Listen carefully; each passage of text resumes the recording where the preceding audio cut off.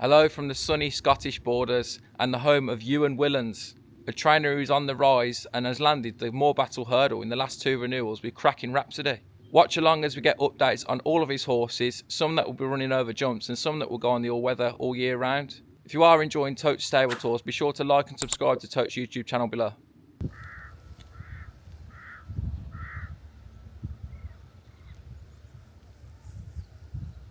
We've got Scotch Poets in front, Blakey Boys in second, Glanville's in third, Luminaries in fourth, and Cheltenham in fifth.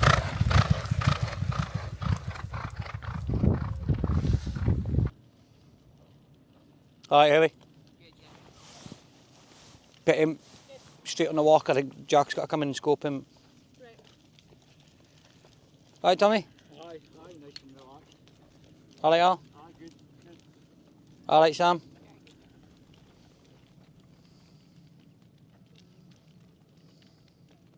So before you started training, you were a jockey, and I think I counted up, you had 75 winners? Aye, I think it's 75 to ride your claim out, so. Aye, just steady.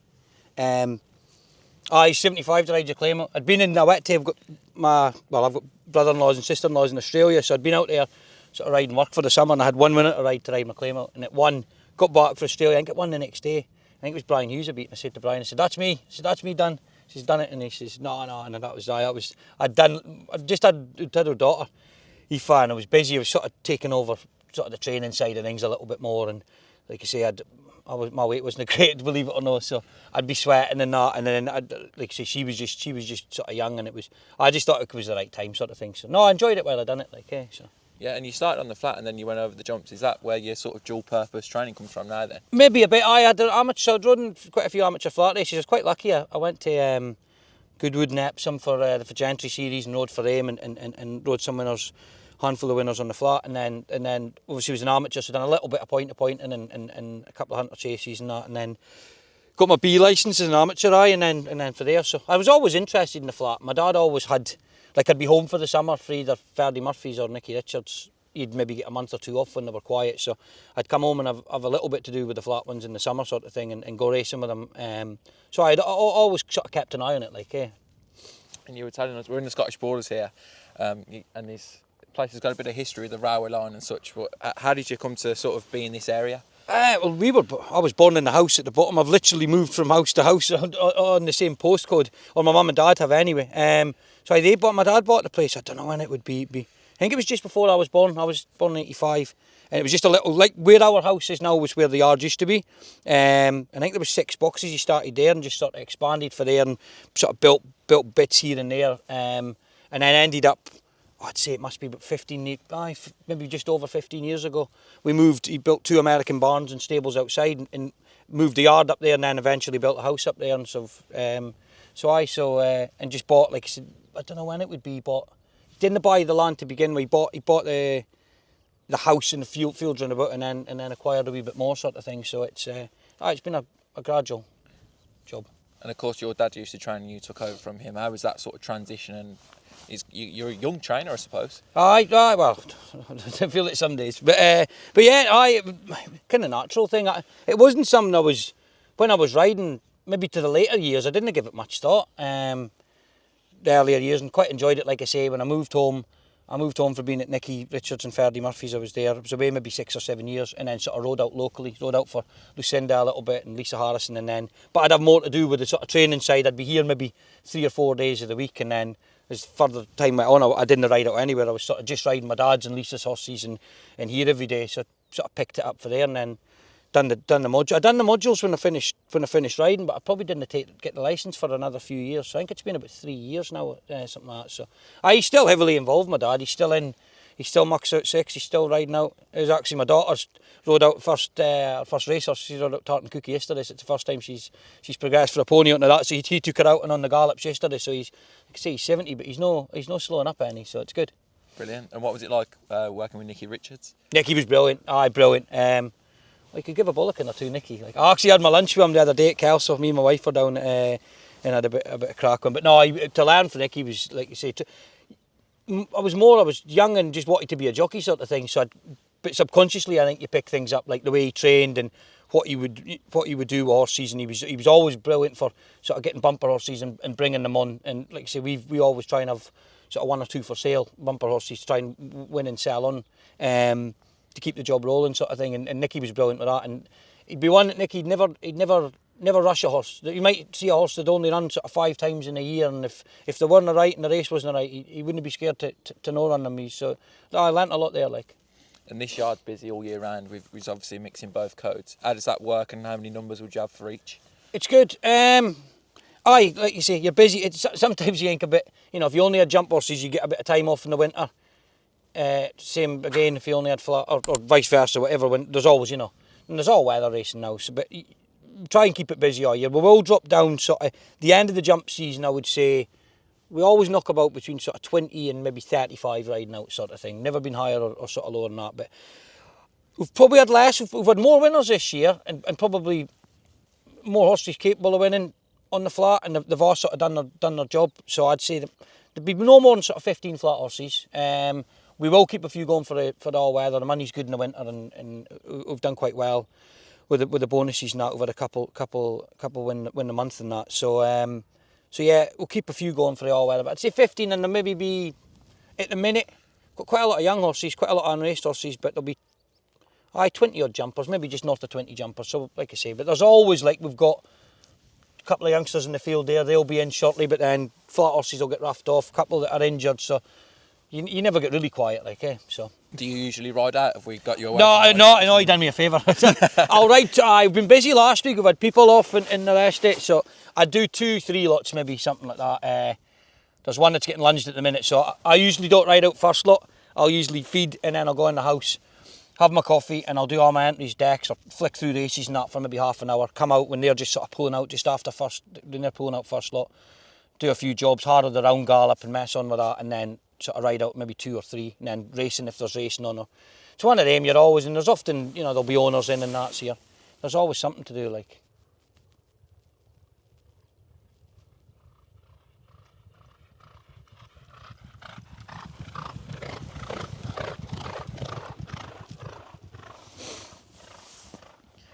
Keeping plenty busy then with all the jobs you're up to. Yeah, you've always got something to do, and I think, like, when you're a smaller sort of trainer and you're doing a bit, you're driving to the races a lot of the time with the horses, and leading them up sometimes if we're busy at home and that. So there's always something to be done.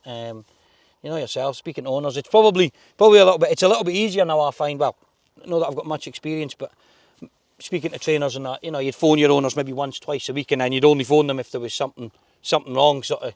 But with WhatsApp and that, now a lot of my owners, like, I'm renowned for voice messages. We had a horse card voice note because I hardly write a text, like, so. But there's a lot of owners now I can, if it's nothing too important, you can always give them an update in the morning and say, look, I'll ring you at lunchtime or whatever when you're finished. So it's handy, like, and you can get videos and everything of them working and that, like, so it's probably easier now that way, like, I would imagine. I suppose that's like the evolution of training now in the modern world, whereas when you were riding it, it'd be a phone call or something. Well, that was it. It was a phone call, and you'd speak to your trainer or even your agent on the way home. You'd ring him. The same as, like I say, I'm guessing with trainers. I remember my dad, he'd always be on the phone at night when I was younger, and he'd sit for most of the night, and he'd ring round his owners or something. I think so Mark Prescott phones them all on a Sunday. Because I had an owner a while ago, and he's like, oh, Mark Prescott phones all his owners on a Sunday. I said, oh, but he doesn't phone them on the Tuesday night or the Wednesday night. I says, you can come up here anytime, sort of thing. So it's just the way it is now. But it's handy, like I say, having you can just get in touch with them and say, look, horse is scope dirty or something like that, or he's a bit quiet or something, or I'm not declaring them for this reason, but I'll ring you at lunchtime and we can have a chat, and at least it keeps them in the loop, sort of thing, like, Something I've noticed, we've done quite a few training partnerships now with the dual licences and stuff, but it really is a full-time job being a trainer. Aye. Like, it's one of them. You think you've got time some mornings, and you'll come in, you'll feed her up, my routine, and I'll ride at 2 or 3, and then I'll go into the house for something, because it's maybe like near 10 o'clock just to check declarations. And then the next thing you get held up, like my mum does a lot of the book side, and Craig that works for us, he's not actually here today, he's away on the stalls, but his wife Lynn, they literally live over, she does all the bills and everything, so you're constant with that, and you'll be in, you'll need to phone somebody about something, or there's always something needs doing, like, We're quite remote here, like, how is it for finding staff and getting people working here? Touch wood, we're really, really lucky, like, with the staff, because I think, like, Hawick's obviously renowned for, it's a racing place, and there's obviously a lot of a lot of people sort of into racing or been into racing. Like if you look at the amount of jockeys that's come out, and not even just jockeys. Like there's loads of lads that work in yards. Like say Craig, he was at Martin Pipes for I think 25 or 27 years. He's moved up. He's with us now, and like there's like Rebecca. Rebecca's actually Rowan Scott's cousin, so she lives locally. Sam lives in Denham. She was at Sue and Harvey Smith's for years before. Hayley's been with us. She was at Katie Scott's and Willie Amos's before that, but she's been with us 5 years. She'd tell you. And Carlister there, he's local. He's been with us 20 years, I think, since he left school, and he's 41 now. And Tommy's just retired. He's retired last year. He rode. He worked in racing years ago, and he was a labourer, Bricky's labourer, but he always came in at weekends, so he comes in and rides 3 lots. Like I say, Gavin's in the yard. He's been with us on and off 20 years, and Craig as well. He's been a couple of years, and people that help at weekends. So there are sort of local. We've never, touchwood, never really struggled. We've never needed to get accommodation because people are always local. Now, I think it was a time last year, or a couple of years ago, I was getting a bit panicky that we wouldn't get somebody in. It's getting the right staff though, and I kind of speak for Newmarket and places like that, but you hear stories and they'll be in one yard and they'll not get on great, and they can just hop onto another yard, and whereas here, like I say, there's other yards round about sort of thing, and there is people move about, but we've had everybody for, like I said it when I got interviewed once, apart from Rebecca, I think all our staff are sort of 35, 40 plus sort of thing, so it's handy. They all know their job and they all get on well. It all runs quite well. So, and if I'm away racing or whatever between them, like we're away in Portugal for a week, just over a week in the summer, and again with voice messages and that, they'd send me the board, I'd change what I need to, and it runs. It's easy enough run because it's not too big a yard and everybody knows their job, so it's good. We were talking about you getting to race courses, obviously being in the borders. There's Kelso that's pretty near, but it's pretty far to travel elsewhere. Yeah, well, northwise, it's not as bad as what you would think. I mean, Carlisle will be an hour and a quarter, Newcastle's an hour and a half, and then you've got like Cartrick can maybe be 2 and a bit, sort of down that way. Obviously, Perth's not too bad. Ayre's a nightmare for us. It's 3 hours, believe it or not, because it's right across the other side. Musselborough's not. So there is quite a few, but I mean, if you're going to like a Doncaster or a Uttoxeter or something, it's Wolverhampton. We're in Southall, which we're often in the winters. They'll be sort of over 4 hours sort of thing. So it is what it is, I suppose. Like, yeah. And I suppose the local track of Kelso has been fruitful for you. You've got if you backed every runner you've had there, you'd be £46 up to a £1 stake. That's pretty good. Aye, I know. I've actually, it's not something I looked at that when somebody told me the other week. It was, I think last season, the season that's just gone jumping, I think if the Trainers' Championship went on level stake, I'd have been champion trainer, so it's something probably good. They're not big prices. So no, Kelso's obviously, I don't know if everybody, because you probably run more there because it's your local track as well, and it maybe suits them. Horses sometimes wouldn't be the best of travellers either. Like some horses get wound up and it's just down the road, so they look after you, and the prize money at Kelso's brilliant. Like even your sort of 0 to 100, 0 to 110s, novice hurdles, they're all above where they should be, which well, you're hoping every track hasn't for a small track like Kelso. They do. I know Jonathan quite well, Garrett, and they do a great job there. Like, yeah. One of your biggest winners today has come at Kelso as well with Cracking Rhapsody. Yeah, that's him. You've just seen him at the back of the string there. So he's been brilliant. I think what was he? €7,000 or something. There's a sale we always go to in Ireland, and a July sale, and we've just got 3 last week there, and we've always done well at it, so we got him there, and we only bought him because his brother was my first runner and first winner, Cracking Destiny, and I thought, well, he'll sell easy enough in the yard, obviously, if I get him home, sort of thing. So John and Sheila have been with us a long time. John and Sheila, right, they came and seen him and liked him and bought him, so he's 2 more battles and a Scottish champion. Like, couldn't have believed it when he won at Ayr. I wouldn't say I fancied him at Kelso any of the years, but I thought he had a chance. But I thought Ayr was another step up as well. So he's up. I think he's 139 now. So he'll probably go to the Welsh Champion Hurdle. There's nothing for him. I'd love to run him up at Ayr or Kelso, but there's no race for him. So he'll probably go down there. I always usually take a run, so we'll get him as fit as we can, and he'll go there and hopefully run well, and then probably the Greatwood after that, I would imagine. He went there last year. He actually wasn't quite right when he went. He got a terrible prep one. He had ringworm, and in hindsight, young trainer and that, like you say, probably shouldn't have run him. There was a race at Newbury, the Jerry Fielding, 2 weeks later. I should have left him and run him in that, but took him, and he was disappointing, but then he went and he won at Kelso. He went to Windsor, I think. But that would be the same, the Greatwood, and then I don't know where we'll go after that. There's a race at Doncaster, a race at Ascot, so like I say, his main targets will be going back to Kelso in March, and then the Scottish champion after that. So that's his 2 hopefully ground dependent and everything, and he's healthy and that, he'll go there. And might even run him in a novice chase after the season finishes. You know, if there's find a small run or novice chase at Hexham or somewhere, just to see if he takes to it, sort of thing. So, but we'll worry about that after the winter and after the spring, I think. And he must have a fair constitution with you travelling down south and running them good races. And his first run at Hexham, he does get a bit wound up. He was white with sweat before the race and that, and so he'll obviously got to Chepstow overnight if he goes there. So we'll probably take him to Perth maybe this week, and he'll have a little overnight there in the canter around they've just got a little bit in the middle of the track. It's not so much for a bit of work, more to get him away and get that out of his system, sort of thing. So, but like I say, Windsor and Cheltenham. Once he'd been away, once his first run last year, he was grand. He went down, settled.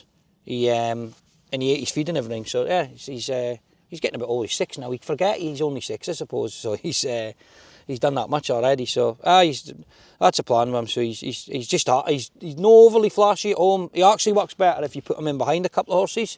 If you put him up sides, I mean, Scott's Poet worked with him the other day, and Scott's Poet worked better than him. But that's just him. I always remember taking him to Kelso about 2-3 weeks before the Morebattle this year, and he went and he hadn't run for 6 weeks, so luckily Kelso again let us on for the gallop. I think it was Billy Bathgate led him. He's rated, I think, 50 something.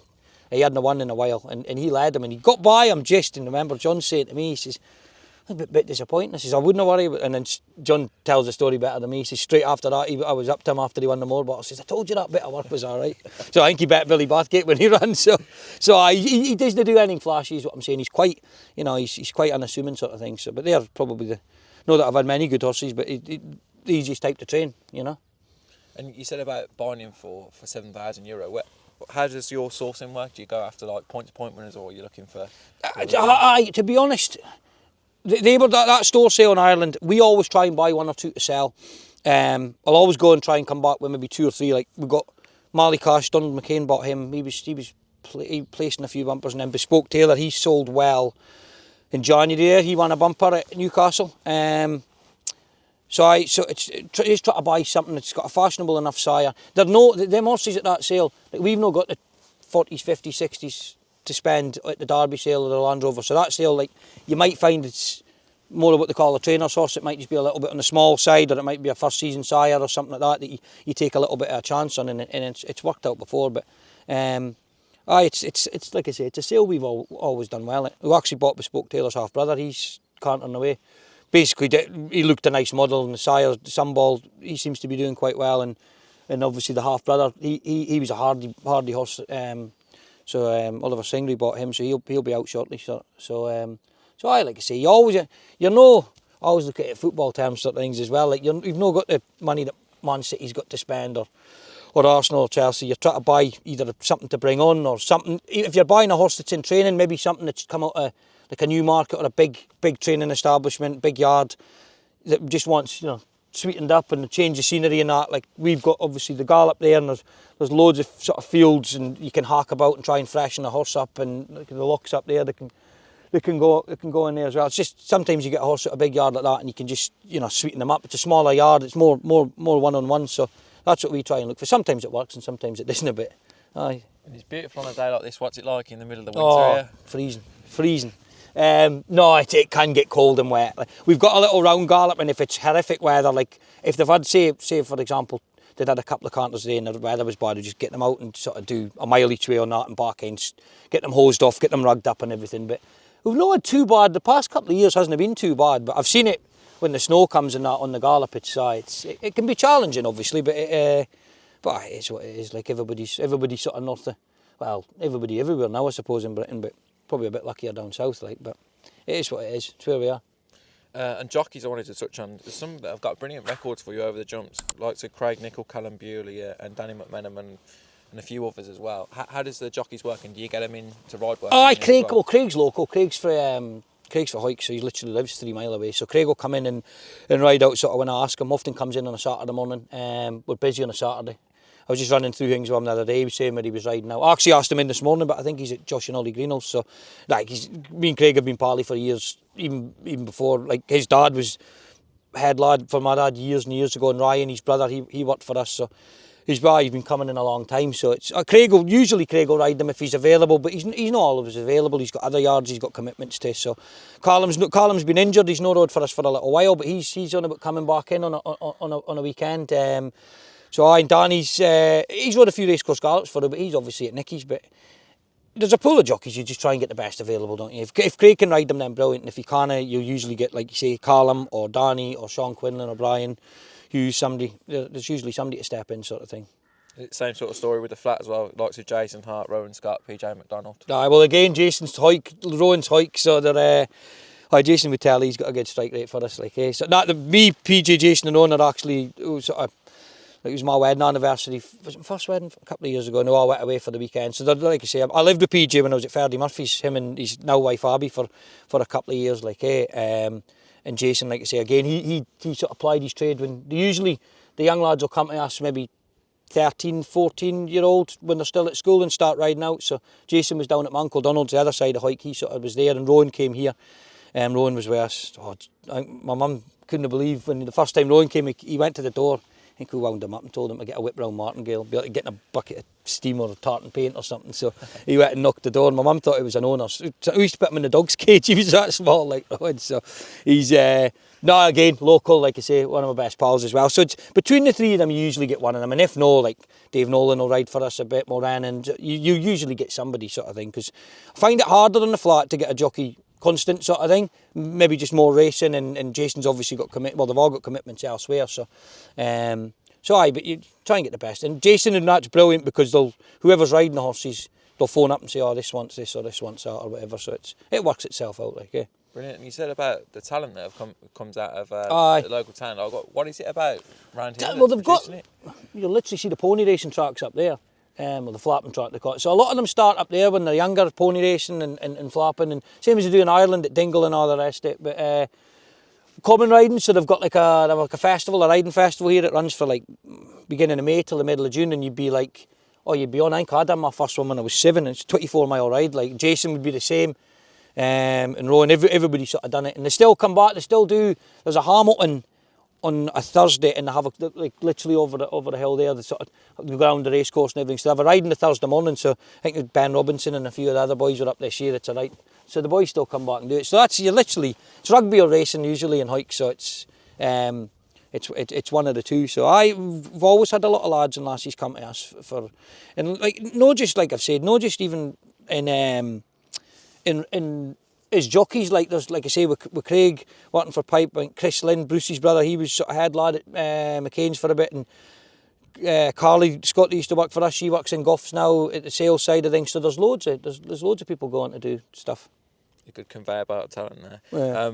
We touched on local tracks that you've got good records at, but you've also got good records at the likes of Stratford, Market Rasen and Pontefract. You've only had one runner at Pontefract, but 3 runners at Pontefract, but you got a good strike right there, and the 2 summer jumping tracks there as well with Market Rasen. Aye. Stratford, kind of, like I say, my first 2 runners were at Stratford. My first day, my dad was trained a winner at Carlisle, his last runner, and then it was all Cracking Destiny was my first runner. He won, and no saying expected him to win, but it was a race there for him, and he wants quick ground. And then Scott's Poet, he was about 33s or 50s in the bumper. I couldn't have it was another lad for Lee Martin. He works on the stalls now. He's sort of one of the main lads for Race Tech. So me and Lee went down anyway, and the both of them won. So it was so ever since then, Cracking Destiny's been down a few times. I've took another few horses down there. And Market Rasen, Captain Ivan, I think, won there this year. So just summer tracks like Perth and Cartmile's obviously a specialist track and great track. I like the track. But you'll need a certain horse for there. Perth's obviously handy, but then you have to travel in the summer because there's no much else for them, is there? Say Market Rasen, Stratford. I've never been to Worcester, so maybe you have to go down there. You just touched on Cracking Destiny there, who's a 12-year-old. Is he still on the go? He is. He ran it, Cal. I hummed and hard. Like he led the 3 youngsters who got for Ireland up there today. So I'll go up once on them, and I'll go off the top, and I'll stand on the grass there, and I'll watch them. Watch them do their work. Like he goes in the field every day. My son, ever since he's 4-year-old, he's been bringing him in for the field, like, hey, I'll put him on and he'll ride him home for the gallop and all the rest of it. So no, he is still on the go. He won obviously at Hexham, and then he was running a really good race and finished third. I took him to Kelso, probably trainer error. He's never run a good race there, but there wasn't much else for him, and Craig just said he didn't really get involved. So he'll be finished when the ground goes this year. You know, he'll be retired and he'll stay here. Daughter will probably get him, I would imagine. But he's literally like a family pet. He goes in the field next to the house. You can see him for the living room window. So he'll go.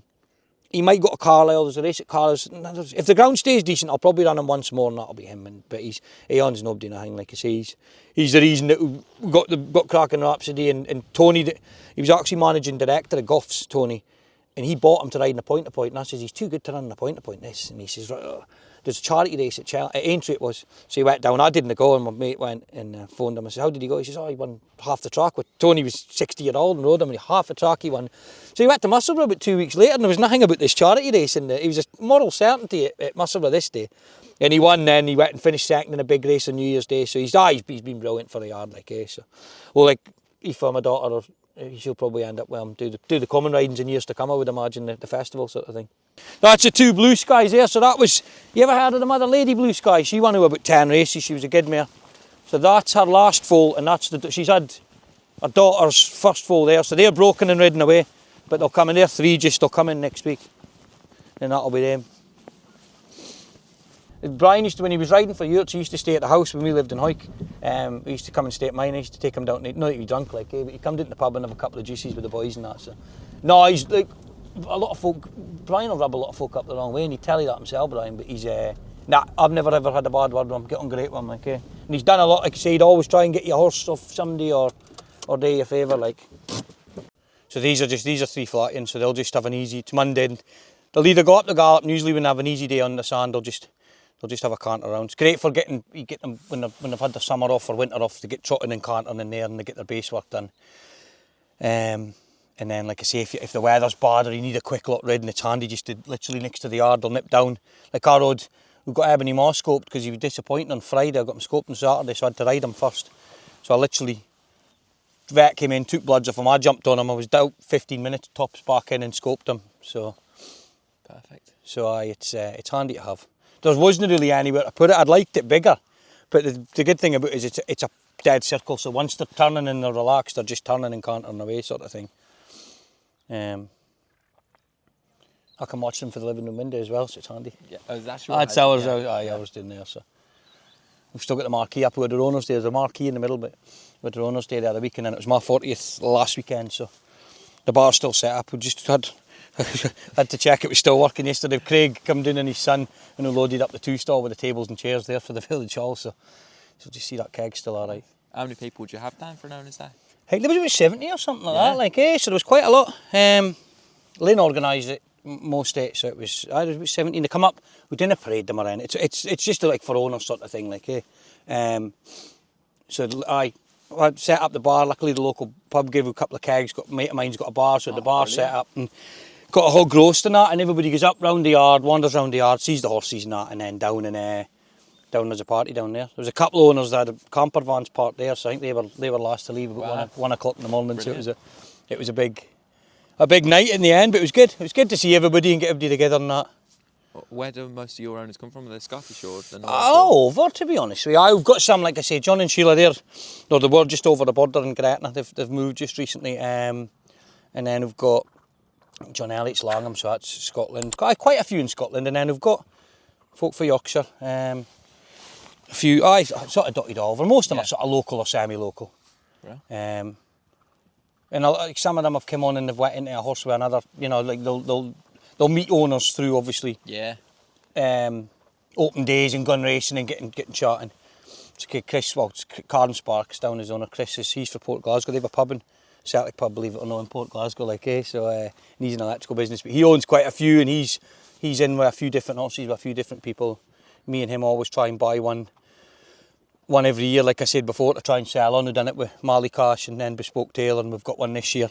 A Wings Eagles horse he'll probably run about November, and we've got Bespoke Tailor's half brother for next year, so we're just, like I say, it just keeps the bills paid and everything. You try to obviously better the facilities and better the class of horses, but you need the money to do it.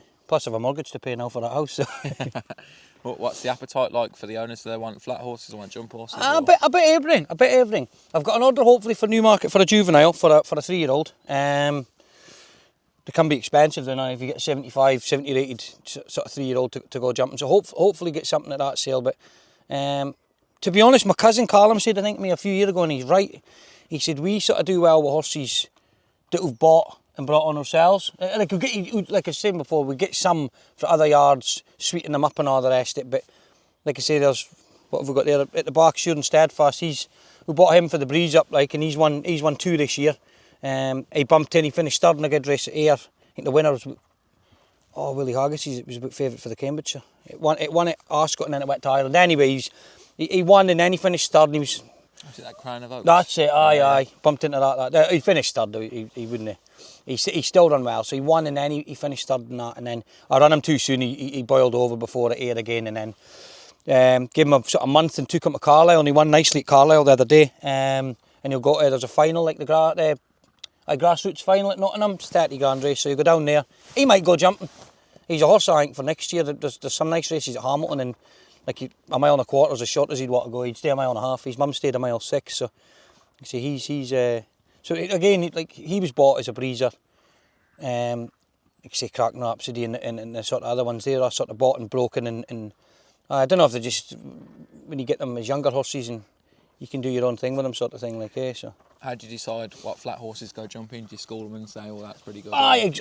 And if they stay, obviously, like Sure and Steadfast might. We'll probably run at Nottingham and then there's a nice race for him a week after, but he'd have to win at Nottingham to get in. And then he might go jump. I'm not too sure. We'll probably school him and have a look and see what's what. Sure and Steadfast, Sure and Steadfast, sorry, Stand Strong, he's sitting second there. He wouldn't go. He had a leg. When we bought him, he'd had nearly a year off for Godolphin. He'd had a leg issue. That's attending, so he wouldn't want to be jumping him. It'd be risky, so he'll probably stay in the all weather.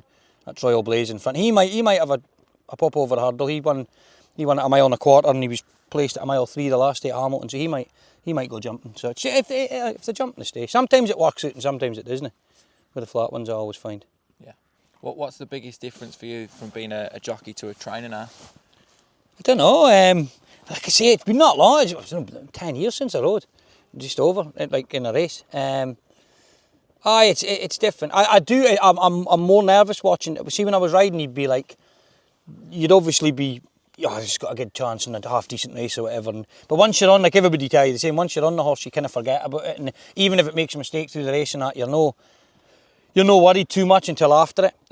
But when you're training, there's no much. I hate that bit that once you leg a jockey on, you've nothing. You've about 5, 6, 7 minutes, and you're just wandering about, waiting on the horse jumping off. I always go down to I'd hate watching it with people like, I'll go down to the furlong pole or whatever, or the last jump or something and watch it. I'll have it on my phone so I can see it, and then I'll watch. I'd rather watch it myself.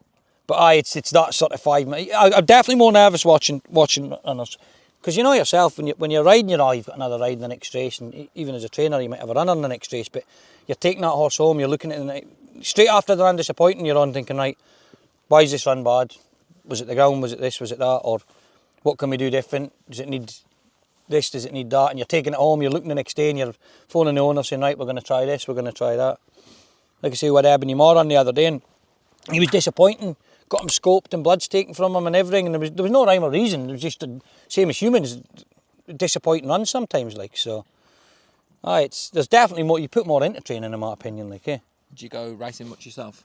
I'll go often. I'll go.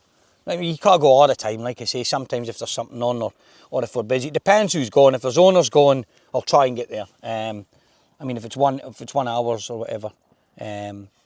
But you'd have to go and show face. I'd usually just go in the horse box. I'll either drive the horse box or if there's a couple of runners, there's a couple of Scots who'll share the driving. So, but if it's like a Wolverhampton or a Southall and it's the owners are going to be there, I'll try and go down, even just to lead it up or whatever. Saves paying somebody because we're Scottish and tight. You touched on there, you're only sort of a younger trainer. What do you want to achieve in your training career? I've said before loads of times I wouldn't have any aspirations of having 100 horses. I couldn't think anything worse than having 100 horses in training. It's great for some folk and they do brilliant, far better trainers than me, but I just think I just prefer, like with 40 boxes there, I wouldn't ever want any more than sort of 40, 50 maybe tops or something like that. But it's obviously, as everybody wants good horses. You're not going to have a full yard of good horses, but obviously having a few that you can take on a Saturday and running decent races, like it's just I'd rather have 35 in training, and you're never going to have 35 good ones, are you? But just have a steady stream of sort of bumper horses coming through, and having everything in the yard that are capable of winning a race, sort of thing. So. And I've got that now. It's just trying to up the quality, but it's like you've touched on before. It's no easy when you've not got the budget. The more money you spend, the more chance you're going to have. You know, you do get good horses cheap, but that said, you see in bigger yards a lot of horses and they buy them for a lot of money and it doesn't work out. But that's just happened to us with Holden Oak. We spent a fortune on him. He was 130, and I thought, at the time, happy days. Get us to Cheltenham and entry and that, and he actually turned him out in that field right there with Cracking Destiny. And nobody knows what happened, but we think he's reared up and he's lost his back end and he fractured his withers in 4 places. And he's won twice since he came right and all the rest of it, but he was never the horse he was going to be, sort of thing. It was probably magnified because you're a small yard and people would be saying, oh, they got this horse for all that money, and it's, you know, they've not been able to train it, sort of thing. So it was probably tough to take at the time, but it's...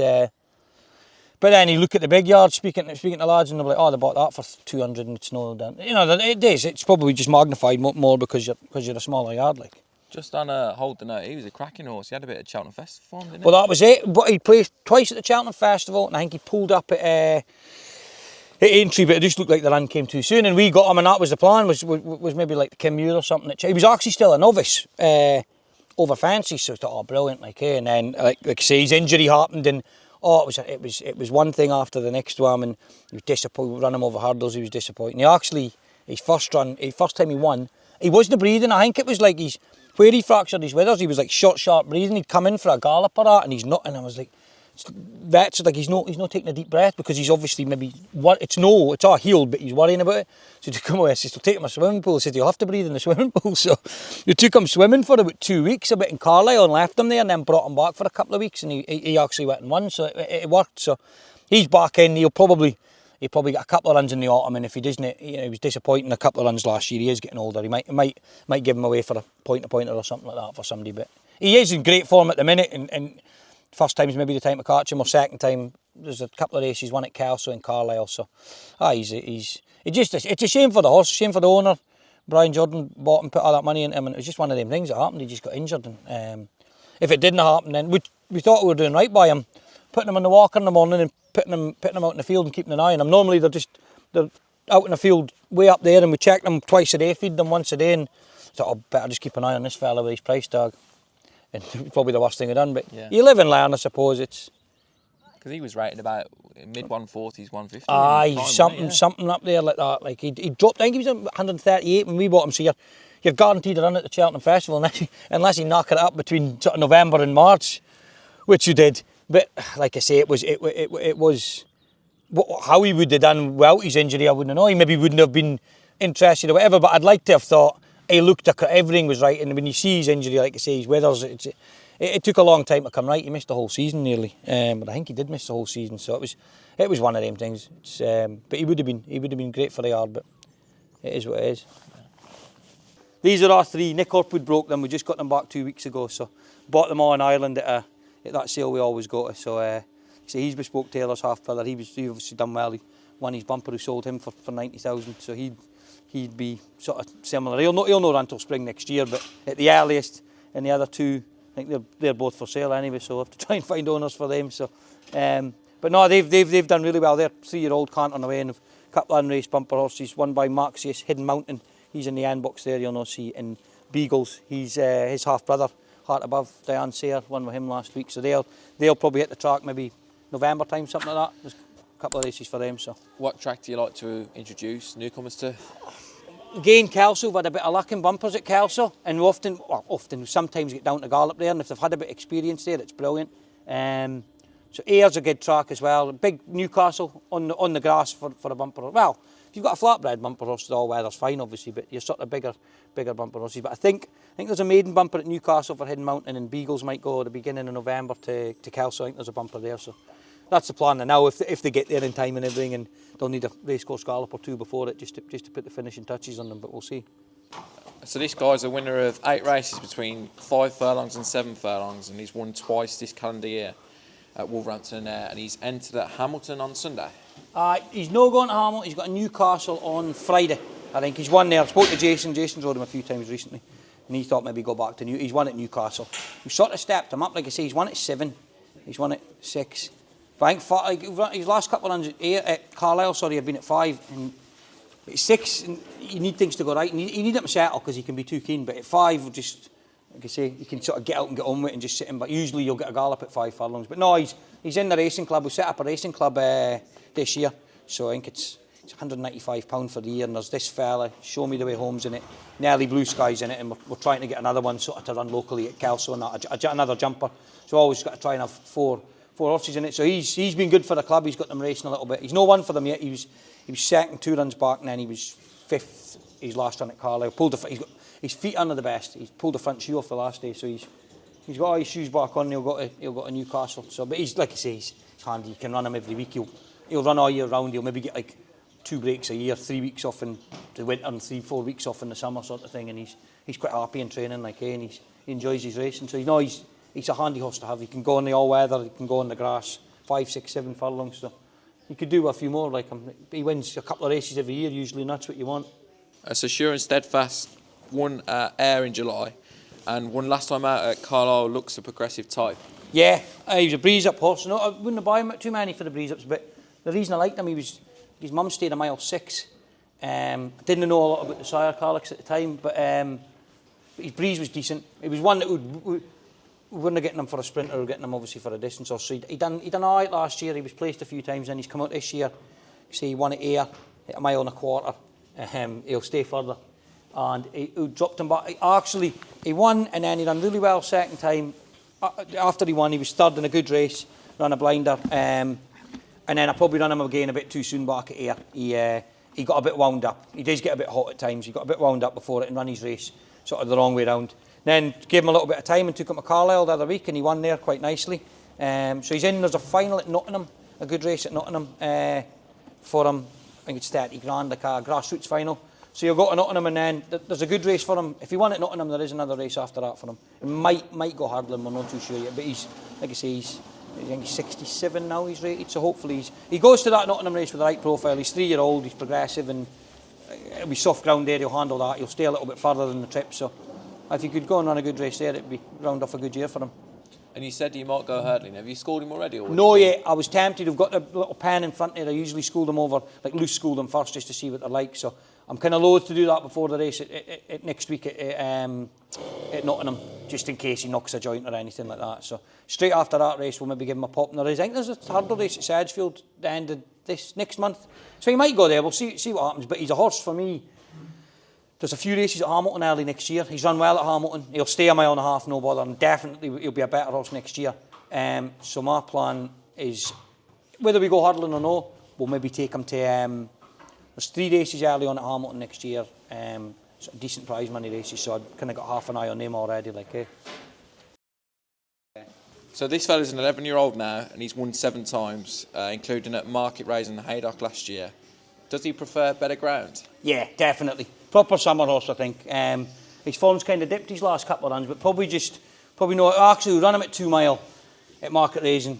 He'd missed a bit of work on that and thought he might need it, but they missed all the fences out, which is normally a good jumper. So he ran there, and then he ran all right. We stepped him up to 2 mile 7 at Perth. He probably just there was lack of races for him, so we ran him in that. So he's probably on the holiday now, and he'll be back, I'd say March time or something like that, when the ground starts to dry up, and like you'll see him Market Raising, Perth, and that next summer. Next year will probably be his last year because he's getting on a bit. But like I say, he won us a race at Market Raising. He was second in the Northern Lights final at Carlisle, and then he won at Haydock after that on a Saturday. So he's done us well. Come for Laura Morgan, so she'd won quite a few races with him as well. She'd done well with him. So no, he's a good horse to have around the yard.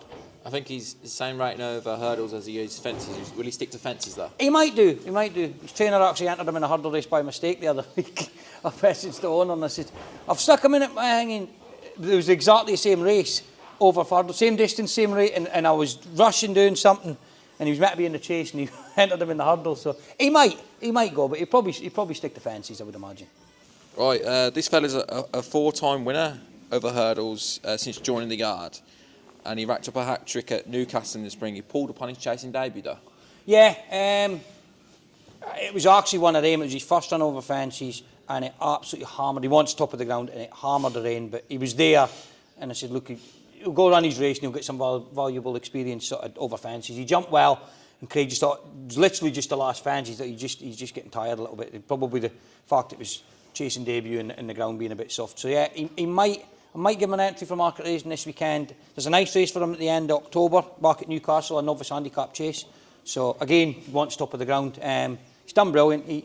He got his win when we got him up the road for his previous trainer. We got him, and the vets looked at him and said he needs a wind operation. So that was fine. Then he ran a couple of times and he ran okay, but then they'd scoped him again, and it was something they had hardly seen. So they looked at him with the camera, and he had a big ulcer in his throat, like sitting in his throat, with it was like a growth with an ulcer on top of it.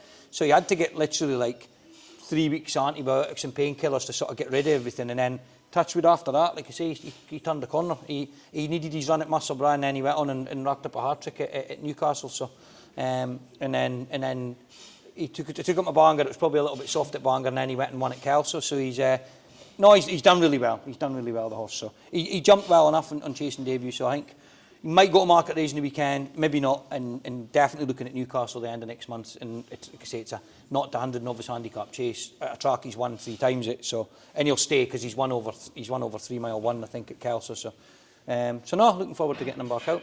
Will he stay over the staying trips then? Yeah. I think so. Like his 3 wins over hurdles, I think at Newcastle were 2.5, and we stepped him up to 3 mile at Kelso, and it probably helped him, if anything. Like it showed that he stayed. So I think the ground's key to him though. He needs decent ground. Probably better on a flat track. I know he won at Kelso, but like Newcastle, but he just needs everything simple. He's had wind issues in the past, so the longer the jockey can sit and hold on to him, the better. So I think a big flat track and stepping up and trip, you can do that. You can, if you're a little bit slow at a jump or make a mistake, you didn't need to rush him back up. You can just sit and hold them together for a late run sort of thing. So he won a handicap hurdle at Hexham 2 starts back over the same course and distance last time. Seems to like quicker ground, and he has been progressive since going in handicaps. Yeah, he ran really well in the bumper. Finished third at Hexham, and then he went to, like we were saying before about horses not showing much in the gallop. Like he wouldn't have set the world alight before his bumper. He was slow, so hence the reason we run him in the bumper at Hexham. And then he had a couple of runs over hurdles, and we got a few of them gastroscope for ulcers, and he's the best eater in the yard. He's on shavings because he eats the straw. Like I said, he's a brilliant eater, but he was still a really bad stomach ulcer. So treated him for that, and then he was a bit disappointing on handicap debut, and then we put cheek pieces on him round Hexham, and he won there quite well. And then he went back to Hexham, like we said. He actually, watching the race back, didn't get the best runs through, and he flattened the second last. Whereas at Hexham, you're just starting to climb. Personally, I think it was the difference between winning and losing. I think he'd have won that day if he'd have jumped up, because you jump that hurdle and then you hit the hill, and if you have to sort of not attack the hill, but he lost all his momentum and then had to get going up the hill. So anyway, so give him a holiday after that. He doesn't need sort of too good to soft ground would probably be fine. I think a track air, Newcastle, the ground never gets too soft there now, Newcastle in the winter. So to be honest, he'd probably get a run in a hurdle and he might go chasing. He'd touch wood, he jumps well, and he'd stay 3 mile plus. So he's a horse, like hopefully over the fence. He'll go up the ratings, and we're hoping, like best case scenario, there might be a half decent race. He might just sneak in at the bottom of the handicap or something like that. So hopefully he's still well handicapped. He'll take a run or two, because he doesn't, like I say, he doesn't do a whole lot at home. But his work's been good at home for him since he's came back in from his break. So I'm excited about him. So there's Robert Robinson. So he's got a few horses running him, Scotchport and Glenville, running the Distillery Racing Club, and Robert breeds a few. Near Annan, I think he'd sold half of the bit for the distillery. We sent a few horses down this year for the summer holidays. Brilliant bit it is, and he's, like I say, he sells a lot of them as young horses, and some of them he puts into training. A couple of them are in the racing club. So he's got a few horses. I think he's got a nice mare with Dan Skelton. So he's got him in a few places, but he's supported us, and even the likes of Kingston Bridge and Lizzie Luna, Robert doesn't own them, but they were sold out of his yard, and he does a good job. They're always well sort of handled, and they're always well bred and nice natured when they come for Robert. So he's handy to deal with, like. But this fella, he'll go where he went chasing. To be honest with Hexham, wouldn't be his ideal track. I know he's run there 3 times, but there wasn't much other racing, and there's no big fancies, and wasn't a natural over hurdles. Touch wood, he's been a lot better. I know he fell the last day, but his first 2 runs over fancies was good, and he'd have been first or second. I think he was sitting in second, and he fell 2 out the last day. It was just one of them. He just didn't get the landing gear out, lost concentration. So I'll maybe go. Don't know where to go first. There's a nice race at Sedgefield for him. And he's won there over hurdles. I think it's November time, but he's probably due a run shortly.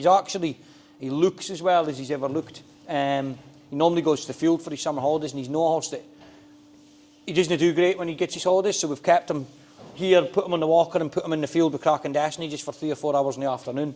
So he's benefited for that this year, and he's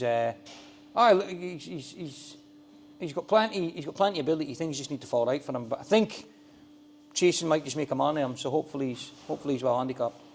Star of Guyton, bottom at the May sale in obviously May at Doncaster. Bottom of for Nigel and Willie Twiston Davis. I know Willie quite well, and Willie says he won 2 hurdle races, them 3-year-old sort of juvenile national hunt juvenile hurdles last year, and he recommended him. Says look, he is maybe just a bit big and a bit weak for racing for how much he's run, sort of thing. So he had a good summer at Roberts at Distillery. Come back looking a picture. So he's a big horse. He's only 4, so he'll go hurdling for now. But I wouldn't be against going chasing maybe some point towards the end of the season. So I think there's a race at Kelso for him the end of October. He might even go earlier than that. So his homework's very good. But Willie did say that his homework theirs was very good. So he maybe just needs a bit of time. So he's maybe no one for early season, but maybe for later in the season he'll be probably wants good ground as well. So, but no, he ticks all the boxes anyway. I quite like him. So hopefully he's progressive for his owners. So he's so young as well. I suppose he's one of the horses to follow out of this yard. Well, that's the thing. When I seen him when I seen his form, I thought he'll be a small sort of 3-year-old running 3-year-old bumpers, running them. Thought he'd be small and sort of compact, and that might be as good as he is, as mature. But then when I went and actually seen him physically at the sale, I couldn't get over how big he was for the racing. He's had a bit of racing, and he's only probably going to get better. I think Jamie Brace used to ride him all the time, and I spoke to him at the sale, and he was very complimentary about him. He liked him. So, like I say, he probably want a bit better ground. We'll find out a bit about him his first few runs, see where we are. But he's like I say, he ticks all the boxes. So he's young. Like he'd be chasing it maybe turn of the year, maybe February, March time. I don't know. So he's only going to be 5-year-olds. And I always think 2-mile chases, they're never oversubscribed. There's never that many runners in them. So we might go down that route in time. So we'll see. So this is Cracker Star, who you got from Harry Derham's, but you said he might go back on the flat. Yeah, he's had a couple of runs. Got him at the May sale. He's had a couple of runs at where's he run? He ran at Redcar. Probably ran him at too short a trip. He'll go to Newcastle. He'll probably be an all-weather horse for the winter, and then he might go back jumping. He probably wants better ground. He maybe was just a bit weak. He's a big horse. So he's had a couple of little niggly problems since we've got him, but he's penciled in to go. I think it's next Wednesday to Newcastle. There's a 2-mile there for him. So, and then we'll see. I'd like to see how he gets on at Newcastle. We'll go there and see how we go. All weather maybe for the winter, and then when the ground dries up in the spring, he might go back jumping. So, but no, he's for his age, he's 4. He's still a big shell. Like, so, he's had a bit of race. Richard Hughes had him on the flat, and then Harry obviously had him over hurdles. But the plan was to go on the flat first, and then see how we go, and then maybe go back, because he looked quite progressive on the flat beforehand. So we'll see. We'll learn a bit more about him. He's had a couple of runs. He ran at Wolverhampton, and I think a mile and a half round there. They went really quick for the start, and he just didn't really get into the race. So I just thought we'll go 2 mile at Newcastle and take our time a bit and see how he gets on. Like, yeah. Stand Strong won last time out, you said? No, 2 runs. He won at Newcastle 2 runs ago. He was 4th the last day. He went to Master. Tark probably didn't suit him, but it was a good race, and there wasn't that many runners who took a chance. He was a bit. Got him from Godolphin. Bought him a year past February, and he'd been in Dubai. He'd never run in Dubai, but he got his injury there, and he'd had time off. But he just didn't. The whole of last year, he didn't look well in his coat. Maybe just for being away in the winter, all that heat out in Dubai, and then coming back. I know it's summer here, but it's not the same as there. So he was kind of a bit knocked off the stop. So he's been a bit better this year. He was second. He was 4th at Ayr, and then second at Cartrick. Then he won. He's in on Thursday. Newcastle again. There'll only be a handful of runners. So I'd like to say he's a horse. Stepped him up to 2 mile at Newcastle, thinking would he stay, and that's all he does do. He seems to looks like he wants. The further the better. So there's racing. He might go into the winter, but there's a few nice races on the all-weather even in the spring and the summer. So he'd go on the grass as well, like I say, he's been second, so he's hopefully well handicapped and he can keep progressing. We seen him on the round gallop this morning. He was gleaming in his coat. Yeah, that's what I mean. Like last year, when being away all winter, he wouldn't have come right in his coat. We had him on supplements, had him on everything, and he just was never. Maybe just took time to, you know, being in Dubai, and he had a year off, took him a few runs. So now he's fared a lot better this year. So he looks well, and he's had a little bit of time since his last run. So fingers crossed on Thursdays. There'll not be a big field. It'll probably suit him, and hopefully he goes close. He ran in a bumper at Haydock. Ground was probably a bit quick. He's probably a bit weak, and had the summer off. And then he went to where did he run in a bumper? Ayr. I thought he looking at the race early. I thought he finished second here. Craig sort of dropped him in, rode him to run well, and he just didn't finish. Another one who got a load of them scoped at the same time for ulcers, and there was about 6 of them. Blakey Boy was one, and this fella was one. So he's so then he got treated. He ran in a novice hurdle, finished 4th, ran really well, inexperienced, and he's a big raw horse. And then he was running a blinder. He was going to finish either 2nd or 3rd at Ayr, and he just tipped up the 2nd last. He just wasn't quite right after that. He was just sort of ever so slightly lame. The vet stopped, maybe like stress fracture, hairline fracture. They couldn't find any, but erred on the side of caution and gave him I think it was a couple of months in the box, and then he's won at Roberts, so he summered at Roberts as well. So he's done really well. He's back working now. He's probably due a racecourse gallop, but he'll be out October time. But he might go chasing before too long. But he's took a long time to come to hand, but he's had all the time in the world now. He still is a bit weak still, but but no, hopefully he'll be another one he'll go chasing at some point. But his work's been good, and he feels a better horse than he did before the summer as well. So he's hopefully that summer at grass has just gave him a bit of time. It's maybe even said to Robert the other day, it's maybe a blessing that not a blessing he did get injured, but giving him the time off. The ground was drying up at that time as well, so it's maybe a good thing he's had a good long break. So fingers crossed.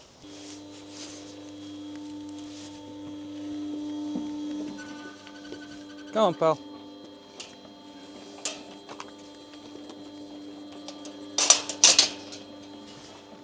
So he's a proper dual-purpose performer. He won at Newcastle in March and landed back-to-back wins at Catterick in May over 2 miles. Aye, no, he's a really good horse for his owners. So I won, like the all-weather, he's won at Surrey and Newcastle. And then won at Cardiff. Didn't know if Catterick would suit him, to be honest, but he obviously it did. He was placed at Newcastle over hurdles as well, so he's actually not running a handicap yet, so I don't know if he's badly handicapped or well handicapped. So actually the handicapper was got to give him 108, and I messaged him to complain, and he gave him 105 instead. So don't know if we're badly handicapped or well handicapped, but he had an issue with his back leg there. It was called quitter. It was that he had to go up to the vets anyway and get it all scraped out, so he needed 4 weeks in the box and 4 weeks in the field. So he's had that. This is his first day back riding out today. So he probably needed a break though. He'd been busy flat and jumps, so he'd been in all winter. So you'll see him on the track in December. He'll be running the all weather right through the winter, and then he'll probably go chasing, hurdling. Well, maybe even chasing, but hurdling to begin with. So he'll be for December to sort of March time. He'll be on the flat on the all weather, and then he'll go jumping. I actually had him. I really wanted to run him in that 2 mile 2 race that Stan Strong running. But that was that kind of plan. There was 2 races at Musselburgh, but then that leg just swelled up a few times, and the vets had to go in and sort of operate and clean it out and everything. So he's had that, and like I say, it's probably been a blessing. He's had a break, so he'll be busy through the winter and in the spring.